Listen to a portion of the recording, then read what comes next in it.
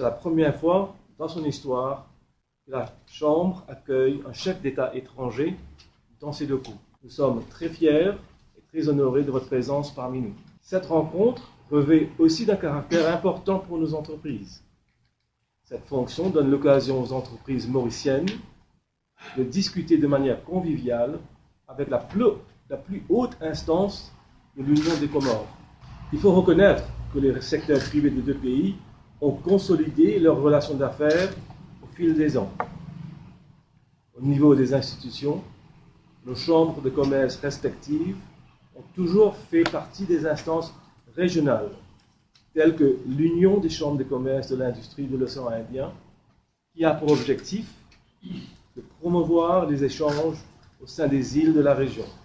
Sur le plan bilatéral, Maurice exporte environ 200 millions, quelques 6 millions de dollars américains, de marchandises vers les Comores. Et les produits sont très diversifiés, notamment la farine de blé, les sardines en conserve, les produits alimentaires pour animaux, savons et détergents et le sucre raffiné, entre autres. Les Comores représentent donc un marché important pour les exportateurs mauriciens. Mais aussi, il faut ressortir que depuis quelques vingtaines d'années, la MCCI, à travers son école, la MCCI Business School, accueille régulièrement des étudiants comoriens. Et cette année, nous avons le plaisir de vous informer, en primeur, Monsieur le Président, qu'une de vos compatriotes est sortie majeure de la promotion licence de gestion avec mention très bien. Et certainement, il y a d'autres voies à explorer pour promouvoir davantage les échanges. Je dois dire aussi que pour nous, c'est une grande opportunité ou même un avantage que je sois le premier à être accueilli à la MCCI. Et j'espère que cette marque, dans l'esprit, montre bien les relations qui unissent nos deux pays. Et que dans la lettre, comme vous venez de le souligner, nous allons faire en sorte que ces échanges entre l'île Maurice et les Comores, qu'ils soient symétriques bien sûr, c'est-à-dire Maurice vers les Comores vers Maurice, et que ça se renforce davantage. Mais je dois revenir sur la question de la relation entre Maurice et les Comores.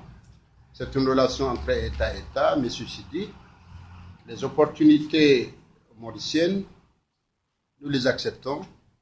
Nous allons nous atteler au maximum pour essayer de les rentabiliser dans l'intérêt des deux pays, ou comme disent nos grands frères bénals et chinois, dans un intérêt de gagnant-gagnant. Ma visite fréquente ici, que ce soit dans le cadre de mes fonctions ou même en tant que privé, ça prouve la relation que j'ai intimement avec cette île et que dans mon mandat, je vais non seulement essayer de les concrétiser, mais aussi faire en sorte que mes successeurs, je les laisse un héritage par rapport à cette relation. Parce que vous avez un cadre d'entrepreneuriat, un cadre de libéralisme très développé. Les Mauriciens y croient à ça. Et ça, c'est très important. Donc, je vous demanderai, comme vous le faites, d'accentuer ces relations entre les pays et surtout, comme vous l'avez dit tout à l'heure, dans le cadre des étudiants qui viennent ici, pour qu'effectivement, ils apprennent à se prendre en charge. Et je vous rassure que, comme je l'ai dit à mon conseil et aux opérateurs économiques qui sont là, une fois rentrés au pays, ils vont essayer de sceller, de réunir certains projets phares, certains domaines où nous avons besoin de notre relation. Et en ce temps-là, on viendra en visite de travail, en visite d'État. En tout cas, de ce côté-là, nous sommes convaincus que l'île Maurice sera très attentive pour venir travailler dans ce domaine-là, de façon à ce qu'on lance les chantiers le plus vite possible.